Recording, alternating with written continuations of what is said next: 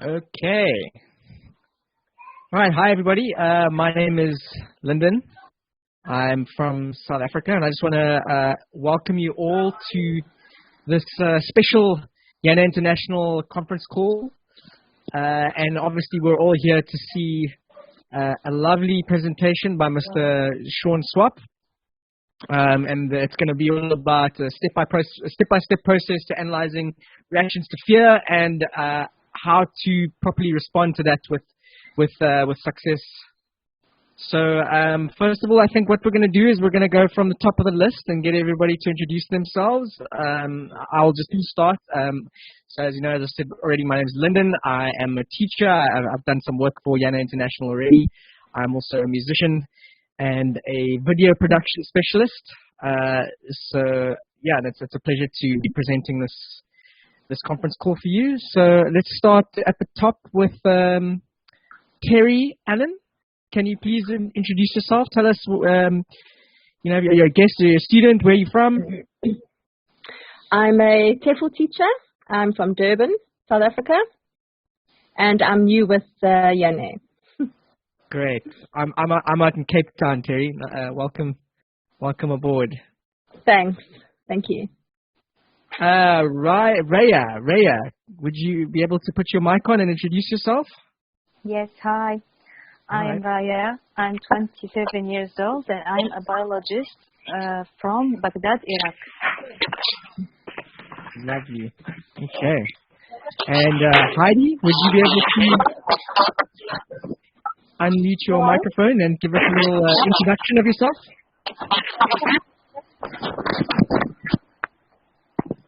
Hello. Hi, Heidi. Could you introduce yourself to the group? My name is Shawn. I'm a medical engineer. I work now in Argentina Hospital. Brilliant. Thank you, Heidi. Okay, and Manal, would you be able to introduce yourself to the group? Okay. Firstly, my name is Manal, and I am 27 years old. I am a biomedical engineer, and that's all. Okay, great. And I think we've got Shwagi over there. Could you give us a little introduction there, my friend? Okay, I'm from Sudan.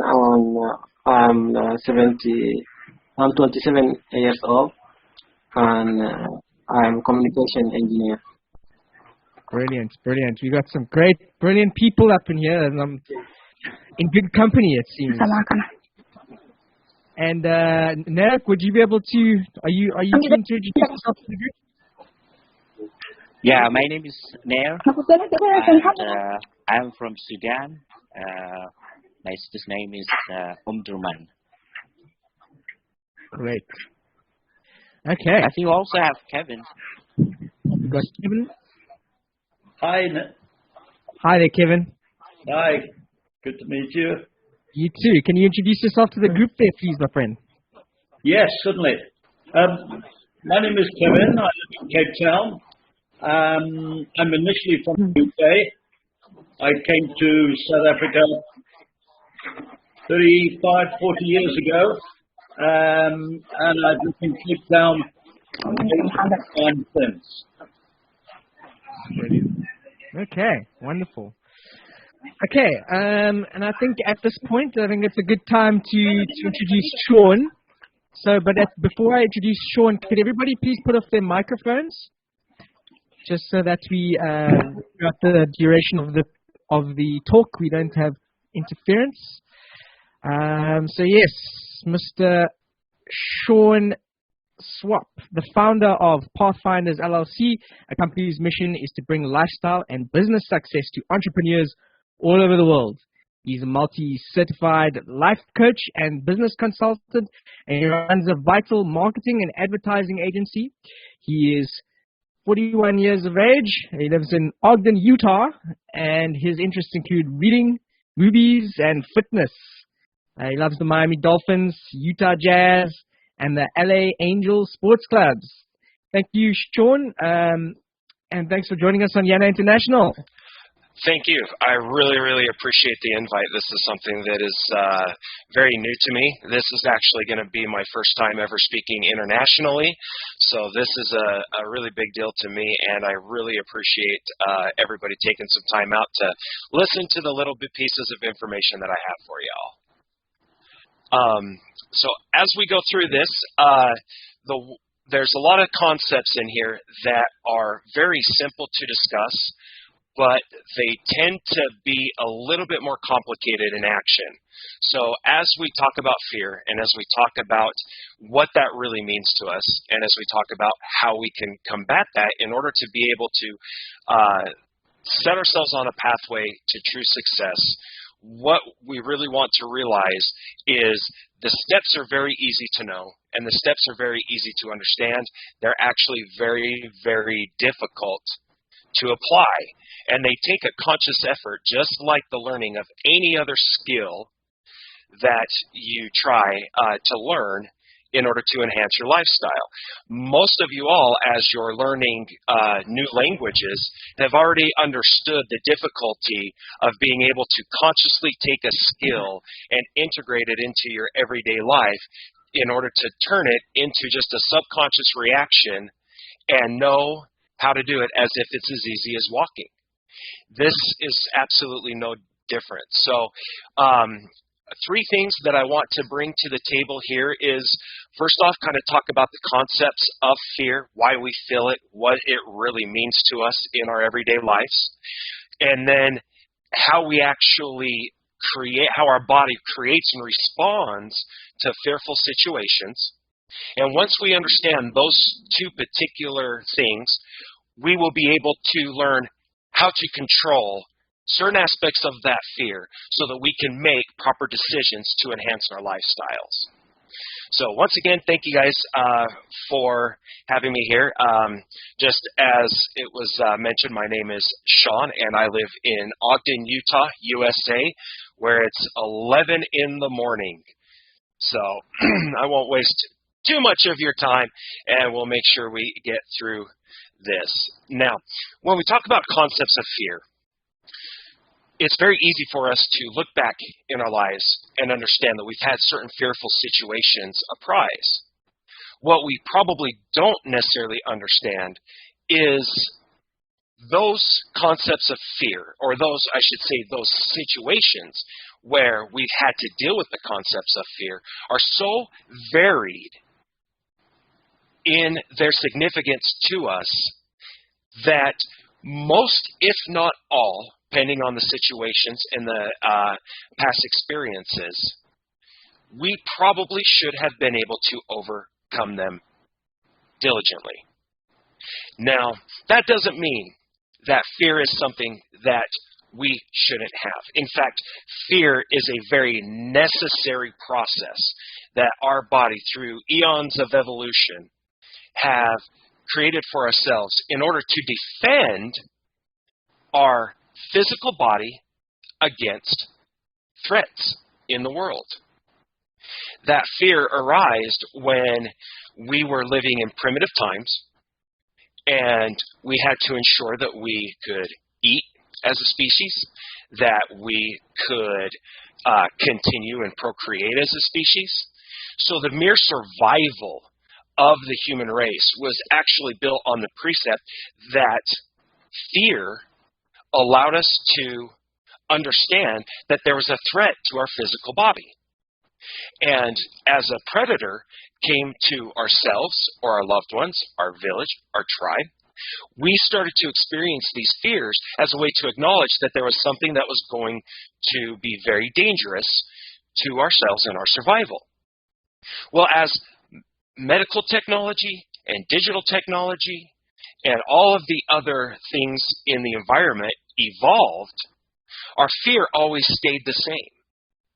So while our physical body probably receives less threatening experiences than our ancestors did, our brain never shut that pathway off. So now we experience fears in situations where instead of it being a threat to us, it's merely uncomfortable. So what I want to challenge in this is for us to be able to understand the concepts of fear so we know when fear is right and how to react to it, and when fear might not be the best reaction in the situation, and we can consciously choose to walk another path in the face of that fear, which is a great definition of courage. So by no means do I want to say, as we go through this, don't be afraid. One, it's absolutely impossible to. Our experiences, along with our perceptions of any situation, is what's going to decide whether or not we fear anything. So we can't make the conscious effort to not be afraid, but what we can do is make the conscious effort to respond to that feeling of being afraid in the appropriate way based on the actual threat of the situation.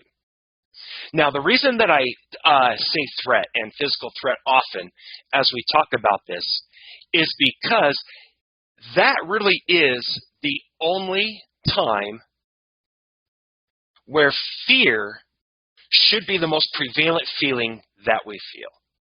However, our subconscious, through the ages of evolution, has determined that instead of only being afraid during a confrontation in which our physical body is at risk and our survival is at risk, our subconscious, which is the part of our mind which has been delegated by our brain to take over all of our safety and security measures. That subconscious is designated that any time your physical, mental, or emotional state becomes uncomfortable, it has told your mind and body to react as fear. Your mind cannot differentiate between a physical threat, a mental threat, and an emotional threat. Therefore, any of those circumstances, your body reacts the exact same way.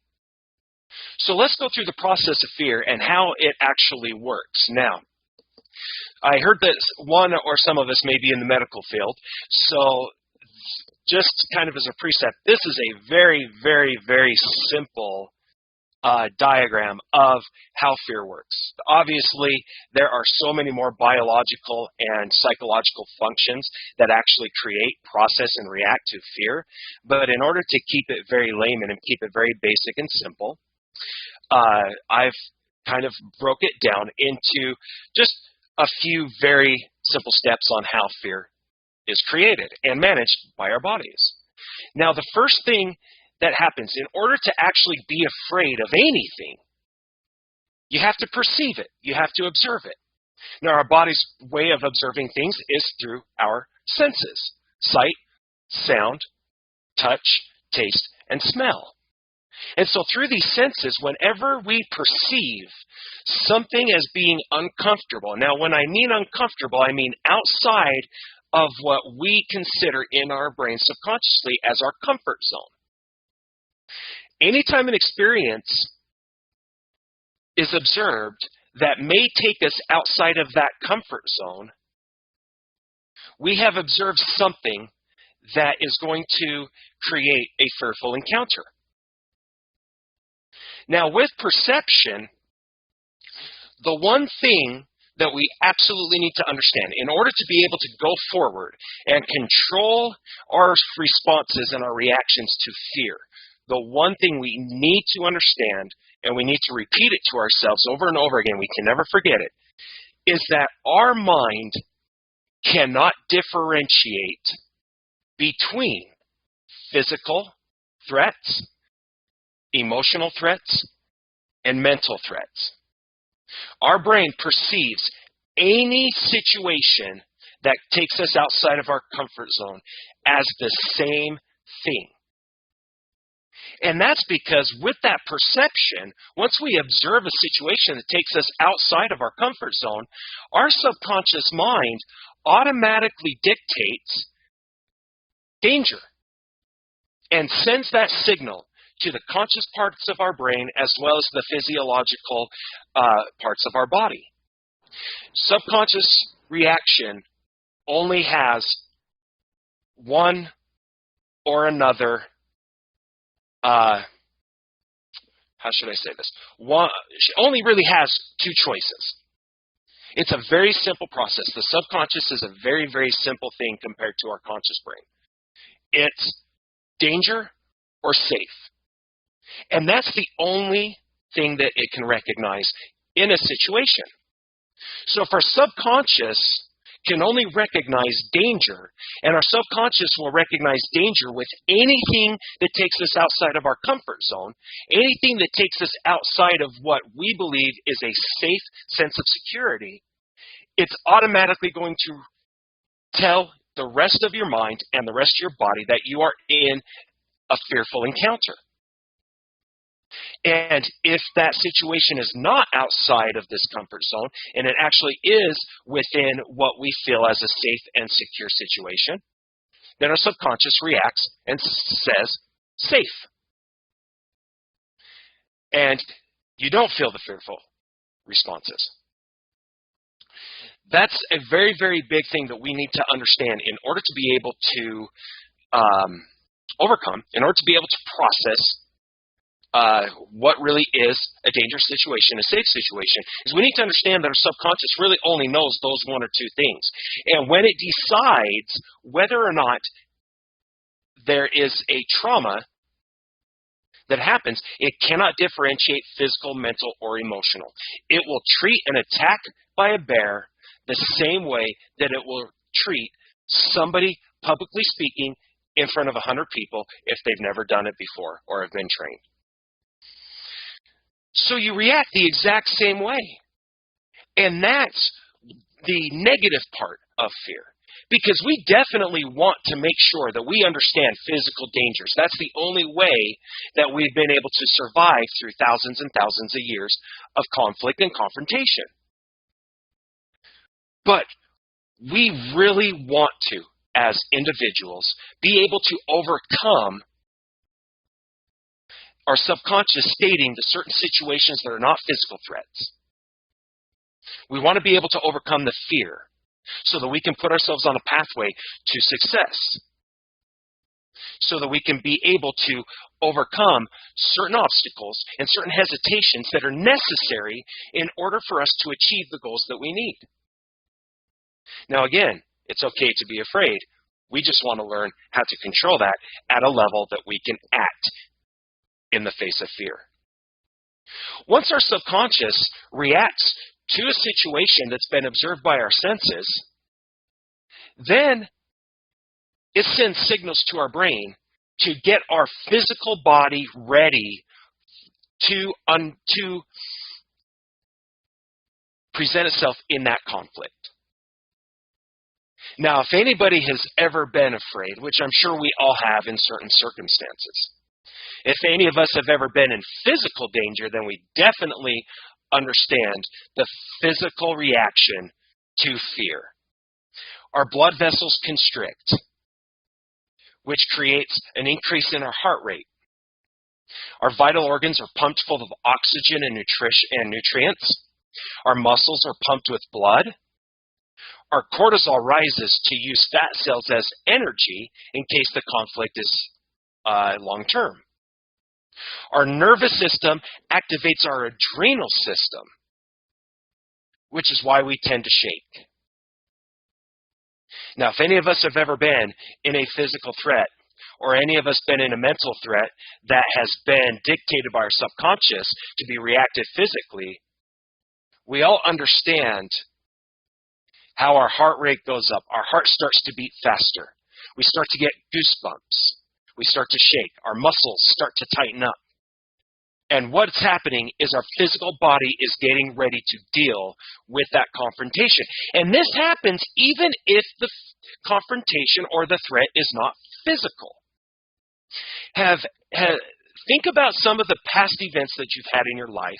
Have you ever felt the physical effects of fear in a situation where your life was not in danger? The first time I ever had to speak in public was one of the scariest times in my life. And I felt those physical effects just as if I was being hunted by a tiger.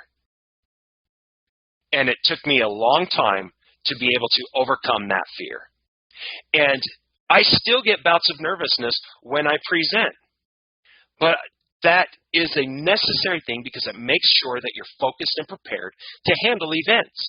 The whole reason for the physical preparation, the physical reaction that our subconscious forces our body to have is so that we can ensure that we are ready and prepared to handle the threat. Now, we feel this even in those emotional mental situations because, again, our subconscious can't decipher between the levels of threat. It can only state danger or safe. So we receive this physical reaction regardless of what the situation is. Then, once our body is ready to handle it, once our body prepares itself to fight or flight, I'm sure you have heard that term before, fight or flight. Our physical body ready to either confront the situation or to run away and live to fight another day. Once our body is ready for that, now our conscious brain kicks in and takes over and starts to assess the perceived danger. The mind decides the threat and intensity level of that danger. Now, your conscious will recognize the types of danger. At this point in time, now you can decipher if that event is physically threatening, mentally threatening, or emotionally threatening. And once the conscious mind absorbs, processes, and understands the situation, it will dictate the appropriate response. But in order to have critical thinking in any event, that takes time. And when we're talking about in a fearful situation, a half a second delay can literally be the difference between life and death, which is why our subconscious reacts first and just makes a quick assessment, danger or safe. It says danger, our body gets ready for it, we feel that fear, our body gets ready for fight or flight, and then after all that process happens, our conscious brain says, okay, let's assess and process what's going on and make a logical and realistic action.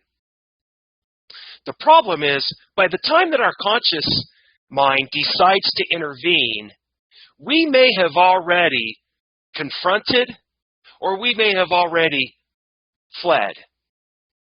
And in situations where our life is not threatened and in situations where it's necessary for us to be able to confront the perceived threat in order to overcome obstacles and achieve goals,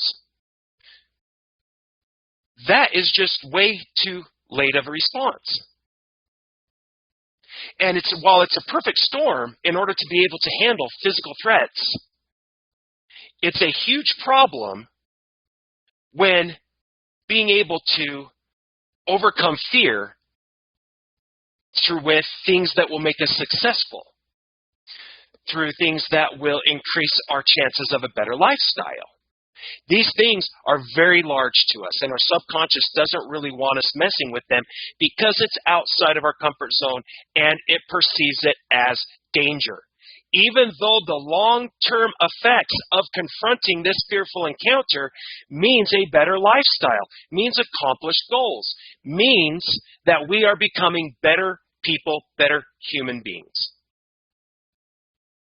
So the trick to being able to differentiate what a true threat to where we need to actually give into our fear and what our mind just perceives as an uncomfortable situation, and we need to control that fear, boils down to ensuring that our conscious mind, which is responsible for our critical thinking and is responsible for our logical responses to situations, We need to condition that part of our brain to kick in at the exact same time our subconscious reacts to that threat and determines whether that situation is a danger or is not.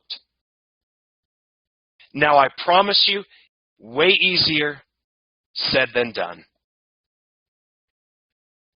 Because our subconscious reaction is automatic and instinctual, it happens as soon as your perception, as soon as your senses observe an interaction.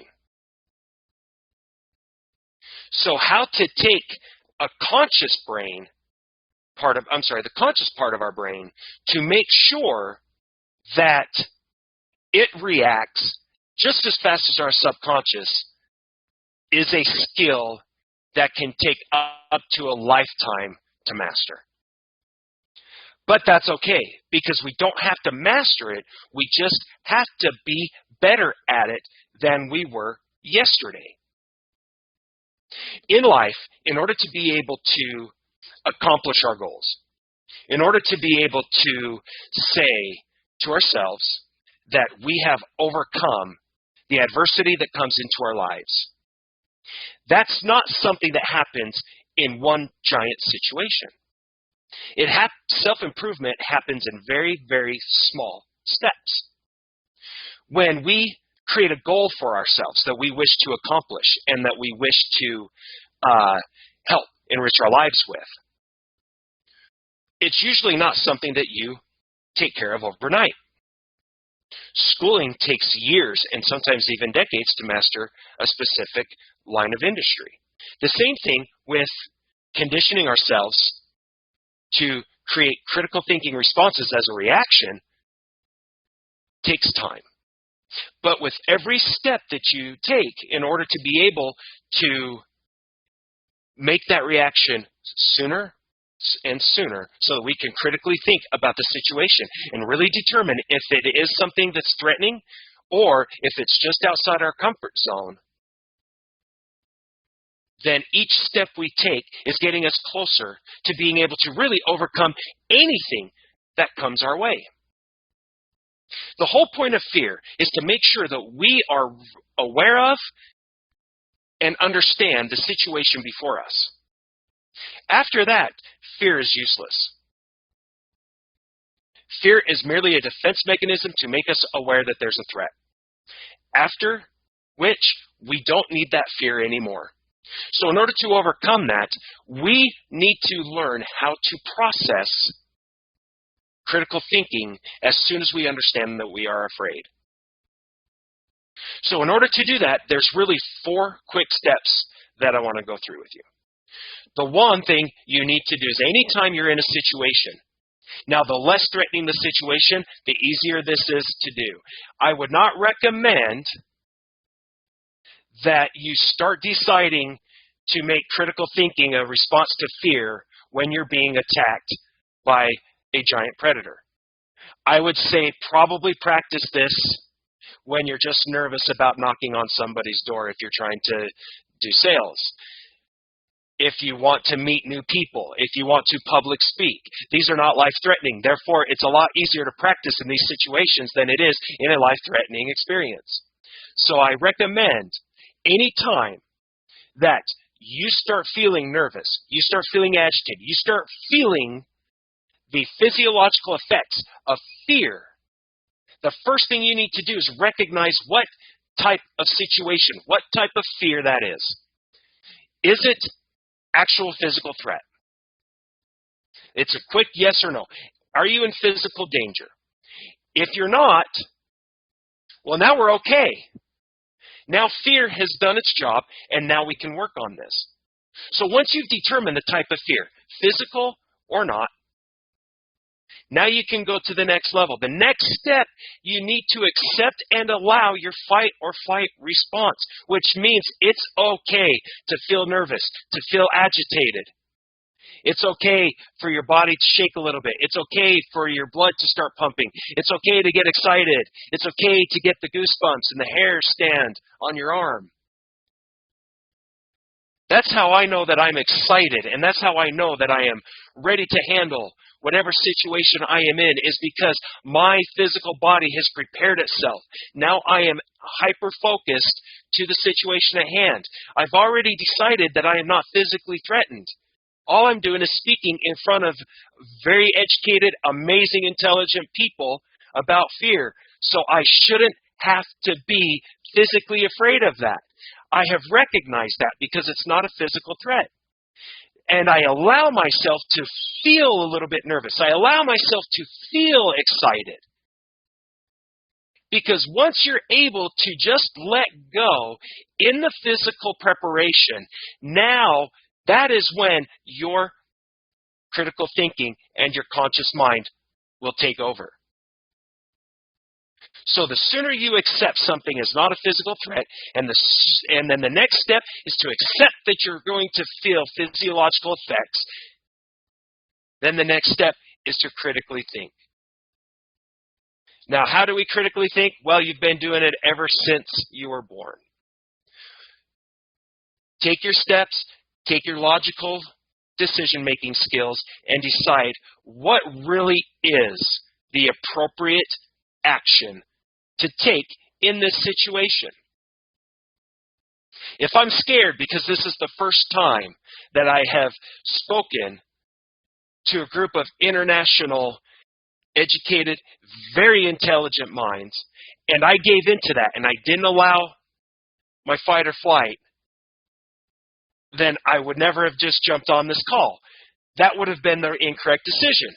But instead, because I am excited and because I am a little bit nervous and I want to make sure that I present well enough that you take some value with this, I allow those feelings in my body to keep me aware and focused so that my critical thinking takes over and says, well, Shawn, you just need to make sure that you're prepared.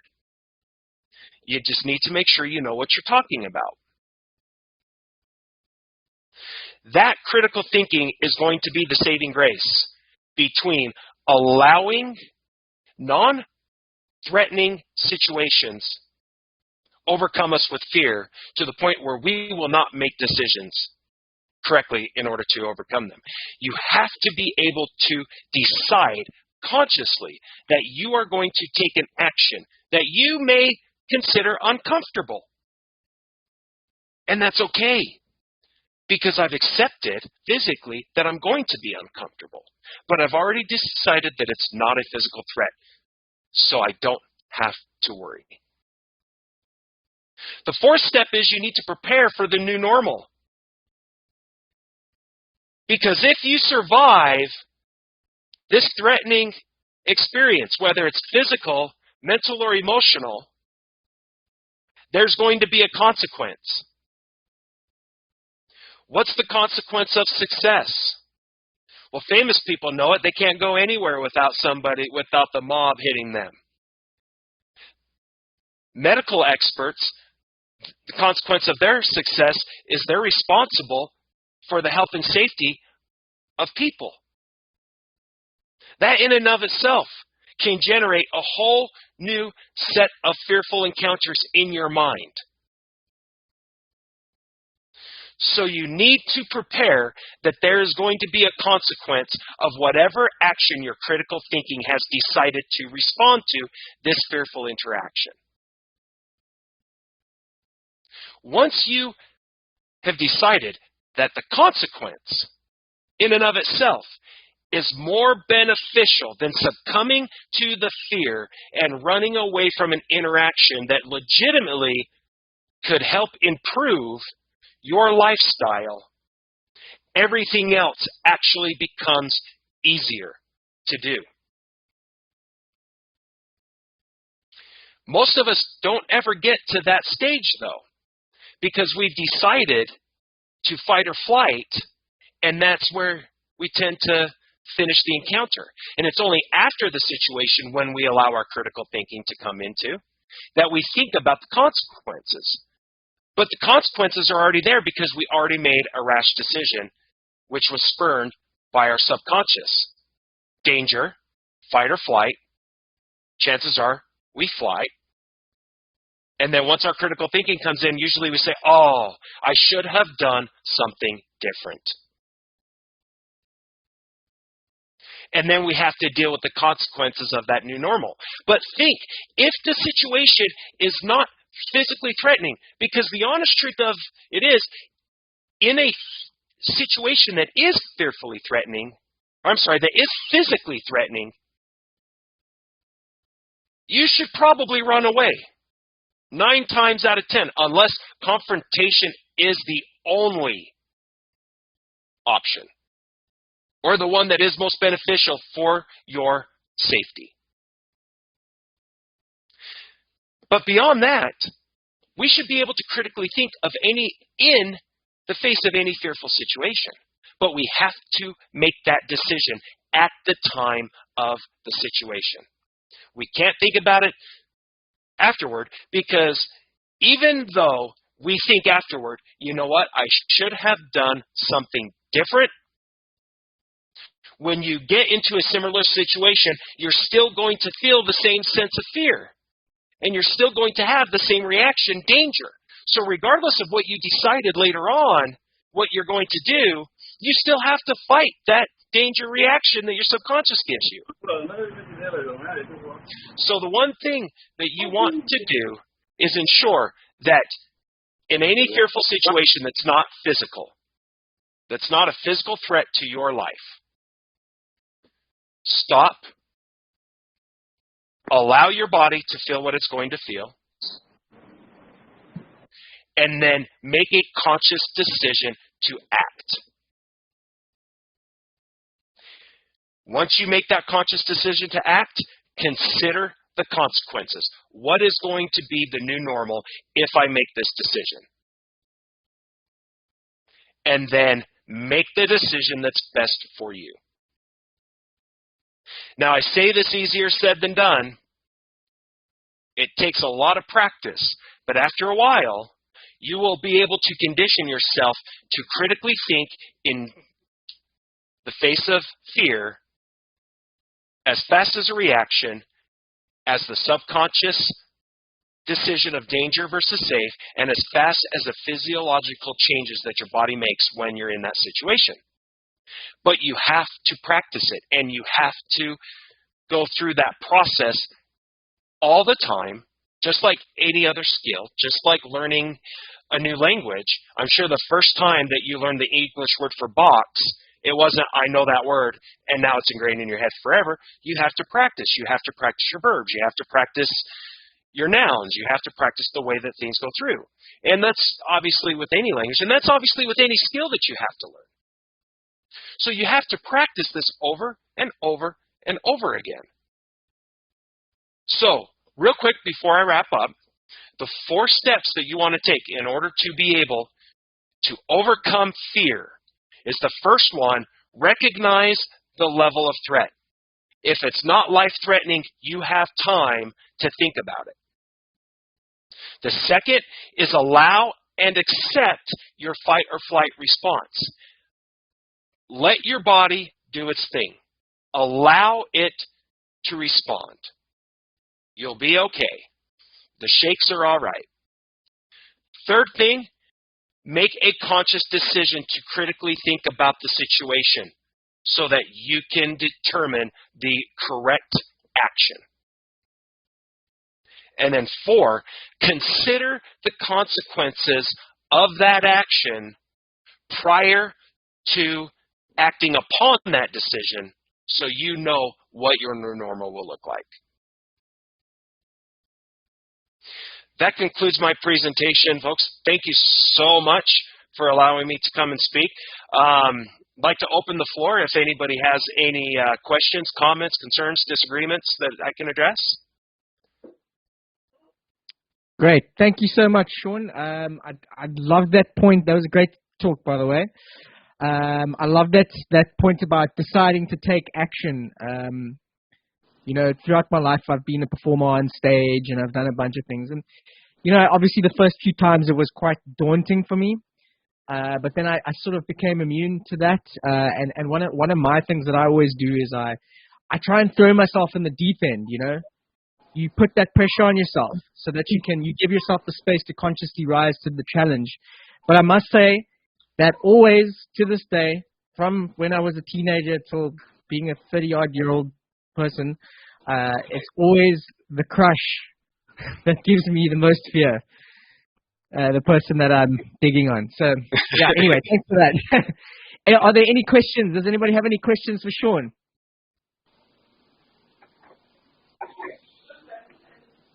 Anybody? So, Shawn, it's Kevin here.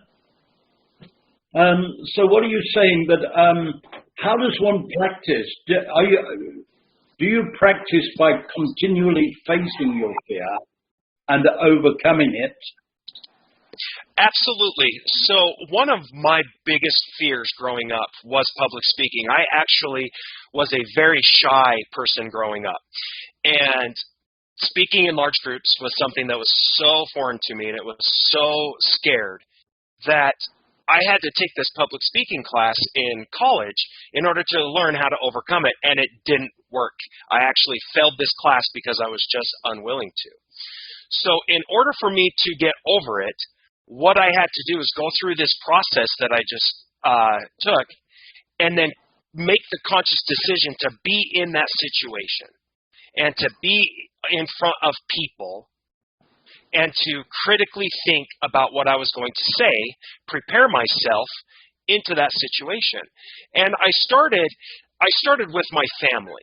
So I would put together some training materials that I would do with work, and then I would have my mom and my dad and my brother and my sister, so on and so forth, and I would have them in front of me, and I would speak to them because it was very easy for me to talk with my family. It's very difficult for me to present in front of strangers.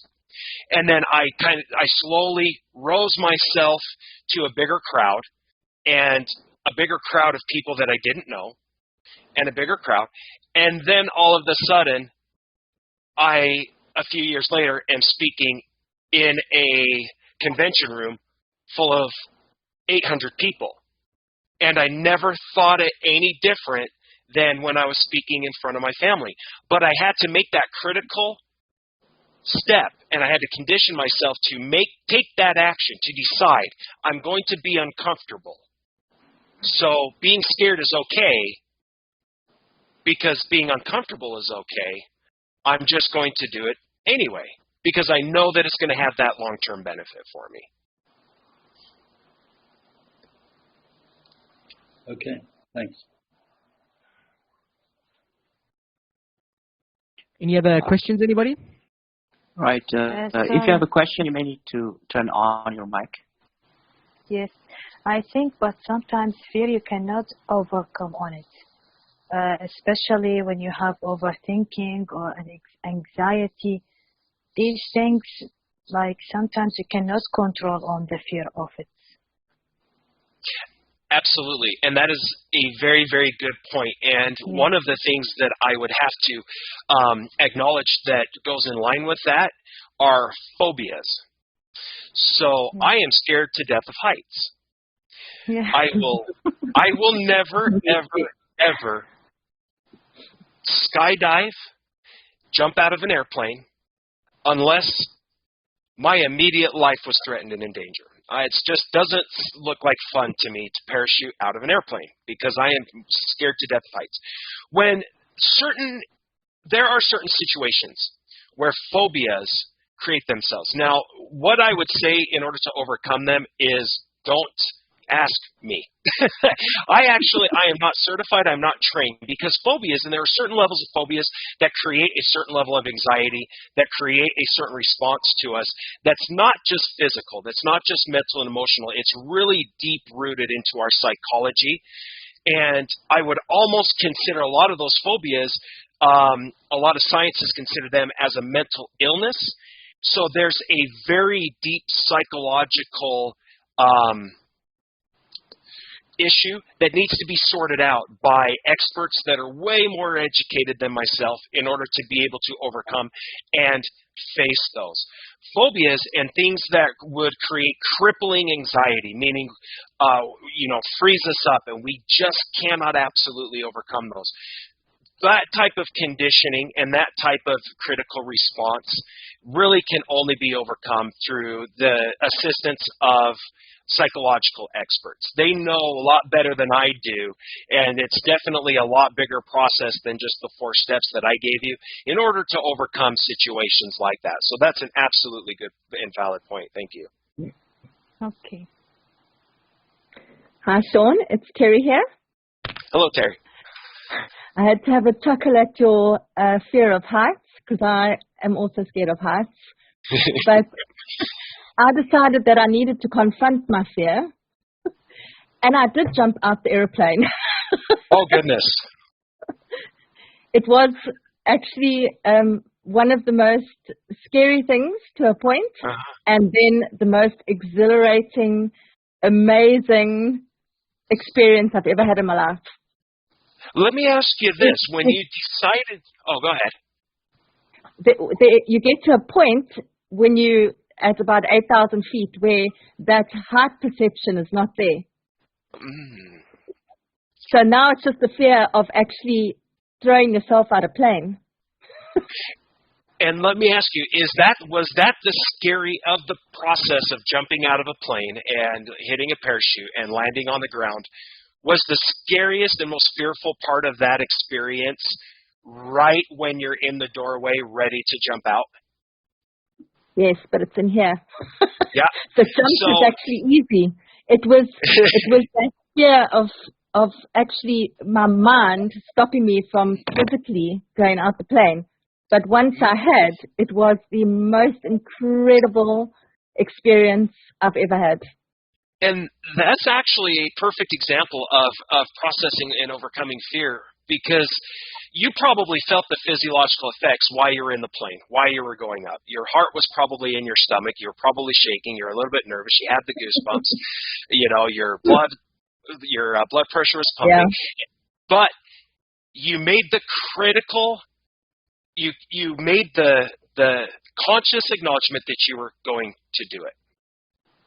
And I'll do it again. And you'll do it again. Wow. See, I feel like the second time would probably be scarier than the first time, to tell you the truth. But that's an amazing. And then the consequence was an exhilarating rush and an amazing experience that you'll be able to remember forever. And good on you. I haven't been able to take that step yet, and I'm not sure if I ever will in my life. But congratulations. That sounds amazing. Well, thank you.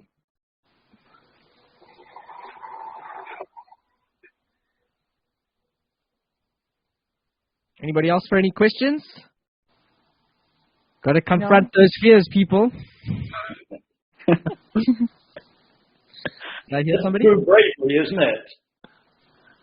True bravery is actually overcoming your fears. Absolutely. I don't think you can be brave, and I certainly don't think that you would be considered courageous if you're doing something, regardless of how dangerous it is to you or to your mental state, if you're not afraid to do it. I don't think that being courageous or brave depends on the threat level. I think it just is a matter of, are you in fear while you're doing it? And if you do it, then you've absolutely overcome that fear, and I will call you brave and courageous till the day you die, because that's absolutely the definition of what courage is defiance in the face of fear and action in the face of danger. Sure.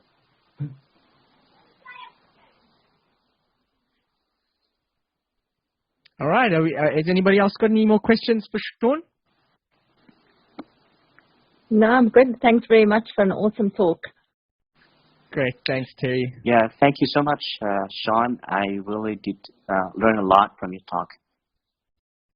Thank you. It was my absolute pleasure. I sure appreciate y'all taking the time out of your day to listen to me. And please, if you ever have any other questions or just want to say hi, feel free to reach out to me. I'm on social media and online pretty much every waking moment, and I always love to make new friends. So thank you all very much.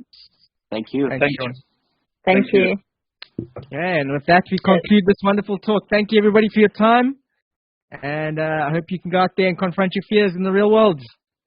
Thanks very much. Thanks, Lyndon. Ciao, ciao. All the best. Cheers. Bye.